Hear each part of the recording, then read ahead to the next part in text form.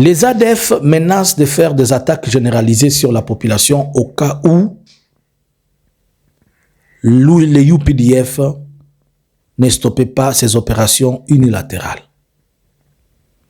Selon le chef de ADF Nalu, après l'attaque de Komanda, il a envoyé un message par une personne qui a été libérée pour dire au chef coutumier de passer le message aux Ougandais de stopper leurs opérations, sinon il s'en prendra à la population.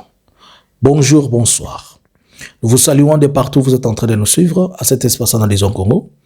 Avec vous ensemble, nous essayons d'analyser les choses et nous essayons de parler de ce qui est en train d'entourer la situation telle que nous sommes en train de la dire. Aujourd'hui, nous sommes le 28 du mois de juillet 2025. Hier, nous avons parlé de l'attaque au niveau des Komanda. Pour la petite histoire, pour vous rafraîchir la mémoire, Komanda, c'est un territoire, c'est une ville plutôt, une cité ou ville dans le territoire, dans la province de l'Ituri. Il est à plus de 75 km de Bunia Centre. Et il y a eu une attaque attribuée à des ADF qui sont venus suivre les gens qui étaient dans une église et ils les ont tués.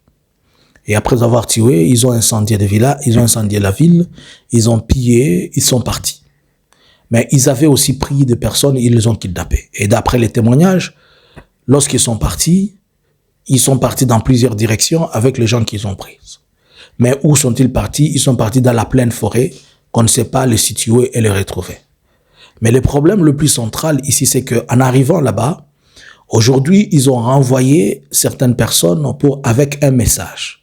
Leur message, c'est qu'ils aillent dire au chef coutumier. Ils les ont envoyés vers le coutumier, que le coutumier informe l'armée ougandaise de stopper ces opérations contre eux. Et s'ils continuent, ils vont s'en prendre à la population. Cela veut dire, nous alertons aujourd'hui. Nous sommes le 28. Messieurs, le gouverneur de la province, ne dites pas que vous n'étiez pas informés. Johnny Luboya, ne dites pas que vous n'étiez pas informés. Nous analysons Congo, nous vous informons que plusieurs endroits dans les territoires, dans la province dont vous êtes le chef, sera objet des attaques des ADF Nalu. Tout part du fait que les ADF Nalu sont mécontents des opérations de UPDF. Pourquoi? Puisque les opérations de UPDF ont successivement diminué leur capacité de nuisance et ils ont pris beaucoup d'entre eux ont été capturés et la puissance de fait de l'UPDF est suffisamment supérieure par rapport aux FARDC. Les ADF Nalu ont plus peur de UPDF que peur de FARDC. Par la même occasion, nous apprenons que les UPDF sont venus inspecter la situation qui s'est passée à Komanda et probablement ils vont ériger une base. Là, moi, ça me pose un problème. Un problème pourquoi? Puisque c'est bon, ils vont ériger une base. Vous allez comprendre qu'au jour d'aujourd'hui, les UPDF qui est en opération avec Mashouja, avec la FARDC, ils se sont permis de se séparer et deux fois, ils font des opérations unilatérales. Pourquoi? Après avoir vérifié plusieurs fois des attaques sur l'air, lorsqu'ils étaient en train de planifier, programmer les opérations, plusieurs fois, on a accusé la FARDC de trahison. Ils donnaient le plan et le programme qu'ils avaient aux ADF Nalu. Cela veut dire que dans la FARDC, il y a beaucoup de collaborateurs des ADF Nalu qui se retrouvent et c'est pourquoi ils ne permettent pas à ce que les ADF Nalu soient maîtrisés par les FARDC et les ADF Nalu n'ont pas peur des FARDC. C'est dans ce contexte que l'Ouganda s'est choisi lui-même de commencer à opérer d'une manière unilatérale. Ainsi, il fait ses opérations sans que les autres personnes ne soient informées. Il intervient, il agit. Avec sa puissance de fait, ça nuit aux UPDF et aux ADF Nalu. Alors les ADF, pour faire les représailles, ils font la représaille sur la population. Cependant, maintenant, là où se trouve mon inquiétude et là où je me dis que cette histoire risquerait de légaliser la prise de position et les prises de plusieurs territoires par l'Ouganda.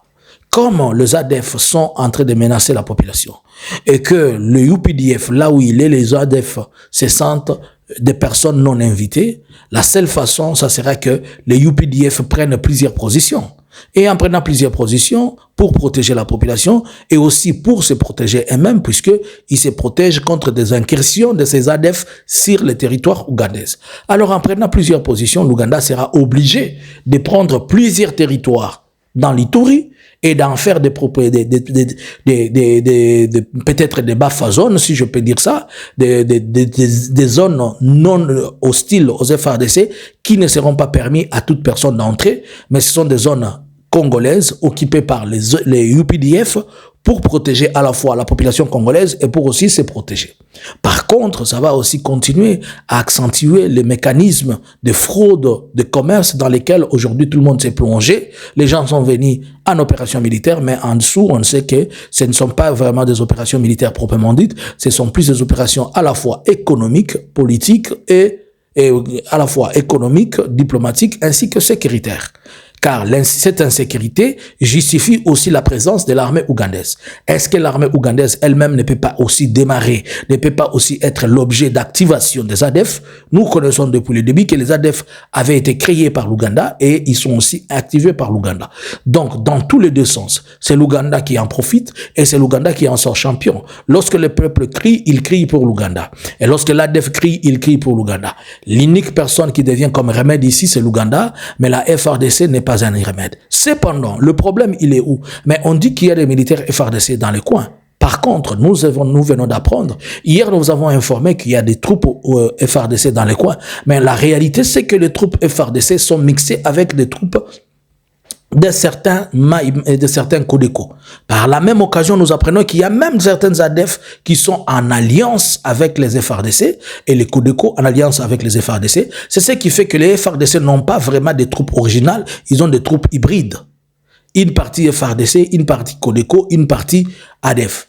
Dans ce sens-là, ils ne sauront pas faire les attaques contre eux-mêmes.